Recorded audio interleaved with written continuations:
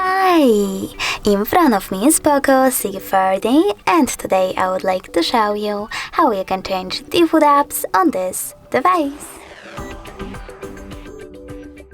First of all, you need to open Settings. Now scroll down and click on Apps section. Following that, you need to choose Manage Apps over here and click on those three dots at the top right corner.